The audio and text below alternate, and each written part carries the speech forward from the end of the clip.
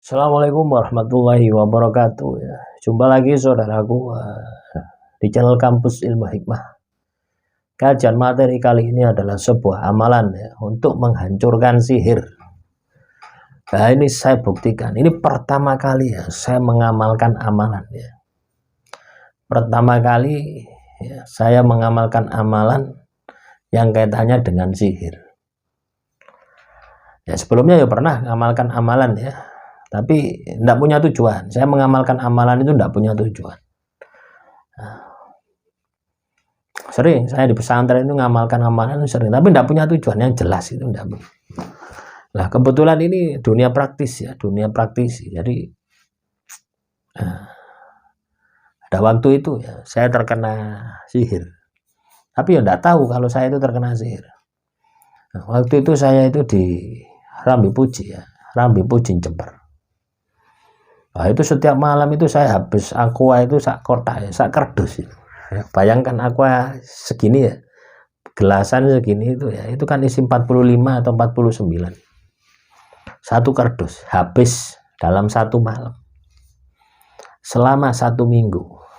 Bayangkan, secara logika masuk akal apa enggak? Ya enggak masuk akal. Ya. Nah, karena saya ngekos ya.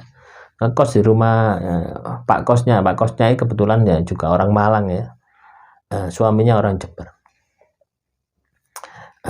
Dia melihat saya seperti itu curiga gitu loh ya. Nah, istrinya ini kan pernah di pesantren gitu. Akhirnya ngomong gitu loh. Wis sama ini kena guna-guna gitu ya. Ya, dia pakai bahasa Madura seperti itu. Ya. Kan saya enggak paham bahasa Madura. Diterjemahkan sama suaminya. Oh ya, terus bagaimana solusinya gitu ya. Saya enggak percaya ya. Sebenarnya saya enggak percaya hal-hal semacam itu ya. Bagaimana percaya? Dulu ya, saya kuliah saya ini kan di hukum. Dari SMA itu dasarnya alia itu ilmu IPA, ilmu pasti gitu. Ya, bukan sosial ya. IPA, kuliah ilmu hukum. Harus bukti dulu gitu loh ya. Nah, setelah saya rangkai-rangkai gitu ya, bukti-buktinya ya. Oh, ternyata ya benar gitu loh ya. Ya awalnya saya dikasih tahu yang kasih apa? Yang kasih serangan ini saya juga tahu gitu loh ya. Karena orangnya memberitahu ya. Orangnya memberitahu, bukan pelakunya ya. Orangnya memberitahu kepada saya sendiri. Tapi saya biarkan saja wis. Sakarep-karep pilih mati ya mati gitu aja. Saya seperti itu. Seminggu itu seperti itu teman-teman ya. Sampai botol aqua itu botol gelasan aqua itu banyak sekali. Akhirnya saya disuruh ya beli kitab Yasin Fadilah. Ya, atau buku Yasin Fadilah ya. Di pasar Jember itu ada toko kitab ya di pojokan itu. Ya. Di alun-alun ke pasar Jember, Rambi Puji, alun-alun Rambi Puji, di toko pojok itu ada toko kitab. Kalau tidak percaya silakan ke Rambi Puji, ada toko kitab. Saya beli waktu itu 5.000. Ya. Nah, teman-teman ya, kalau mau mengamalkan amalan ini ya, itu bisa diinstal ya di Play Store banyak ya. Tulis Yasin Fadilah. Ya. Tapi yang paling bagus ya beli kitabnya gitu ya. Karena di dalam kitab itu ada terjemahannya gitu ya. Ada artinya. Ya. Ya artinya Yasin itu di Al-Qur'an digital itu kan juga ada Yasin. Tapi ada tambahan-tambahan sholawat Nabi. Di sela-sela bacaan Yasin Fadilah itu. Nah, kita butuh artinya di situ. Ya, itu akan memudahkan Anda menghayati, menjiwai ketika Anda ini mengamalkan ya, amalan Yasin Fadilah itu. Ya, saya juga bingung loh, Yasin Fadilah. Apa itu Yasin Fadilah? Ya Yasin Fadilah. Kata ibu kos itu seperti itu. Yasin Fadilah Mas. Yasin Fadilah itu apa? Yasin ada bacaan sholawatnya gitu. Saya karena pengen sembuh ya, pengen nggak kepanasan, akhirnya ya saya beli saja. Beli di Rambi Puji itu ya, toko pojok itu. Saya baca wis ya. Saya baca itu kok hati itu tenang, jiwa itu tenang, wis ndak galau, ndak gelisah wis pokoknya. Ya. Saya baca itu cuma sekali teman-teman ya. Setiap hari itu saya baca sekali gitu. Ya, selama 1 minggu reaksi itu hilang.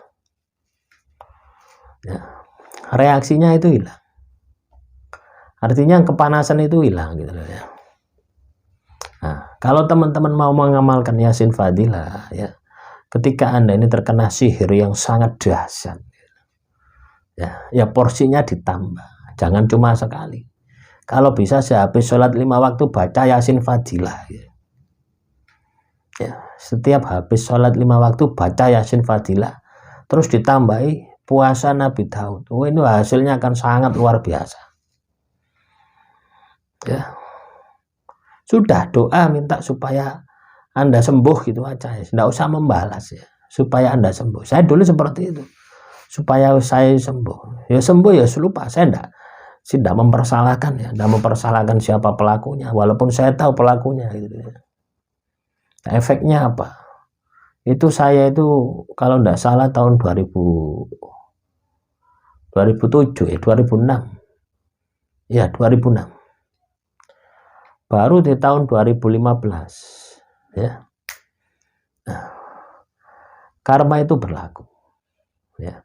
Jadi orang yang menyakiti saya, yang kasih itu ya, itu kena semua, imbas sampai keluarganya semua kena semua ya. Hancur semua ya. Kita tidak berpikir untuk mengembalikan ya, tidak. Yang penting saya pada saat itu pingin sembuh. Nah setelah seminggu itu ya sudah tidak saya amalkan lagi ya. Itulah efek ya, efek dari Yasin Fadilah itu seperti itu teman-teman, sangat luar biasa ya. Nah terakhir ya, saya mengamalkan Yasin Fadilah ini di tahun 2017 ya, sama juga masalahnya ya. Ini lebih ekstrim lagi gitu ya. Lebih ekstrim lagi ya. Jadi saya ngamalkan itu tidak kenal waktu wis pokoknya. Habis sholat 5 waktu ya baca, pingin baca ya baca, tak tambahi dengan amalan-amalan yang lain sampai muncul khotam dari Yasin Fadilah ya, datang kepada saya gitu ya. Karena ketika saya membaca itu dalam kondisi emosi, pingin sembuh, tidak sembuh-sembuh saya. Oh ini saya amalkan ya Yasin Fadilah ini kurang lebih 3 tahun gitu loh. Saya tidak berpikir ya, saya tidak tahu efeknya sekarang itu bagaimana. Karena lost kontak dengan orang yang menyakiti saya. Ya yang pasti dukun-dukunnya ya pada tebal semua. Ya. Kodamnya itu tidak siap untuk menghancurkan itu, siap kapanpun saya perintahkan, siap untuk menghancurkan. Tapi ya enggak, saya sadar gitu ya, kalau saya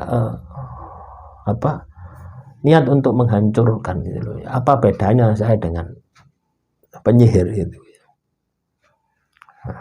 Saya sadarnya di situ teman-teman. Dia datang itu saya sadar, siapa ini kok berambut merah gitu ya. Berambut api, tubuhnya ini api gitu. Tapi perempuan. Saya tahu perempuan ya. Dia bersimpu ya, duduk kayak mau sujud itu loh teman-teman. Di depan saya ketika saya baca Yasin Fadilah itu. Saya kaget loh, siapa kamu? Ternyata khotam dari Yasin Fadilah ini.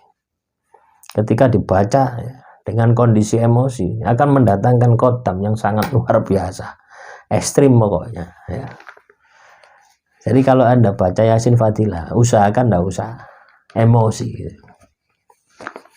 Loh ya, Anda akan nangis-nangis loh teman-teman ya. Ketika Anda baca Yasin Fadilah, Anda akan nangis keluar air mata, itu pasti ya. Mungkin sekali pertama, sekali kedua, ketiga tidak nangis ya.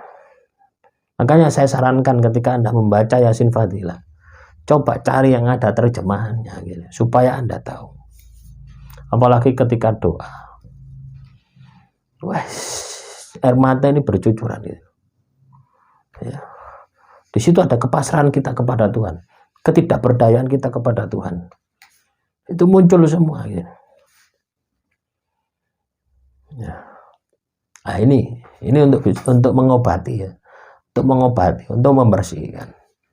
Untuk menghancurkan juga bisa. Ya. Nah. Dan lebih baik memaafkan gitu ya. Nah. Akhirnya tidak saya amalkan lagi ya. Yasin Fadilah ini sudah 3 tahun teman-teman. Tidak saya amalkan lagi. Nah, biasanya ya, kalau sudah tidak diamalkan itu akan bereaksi.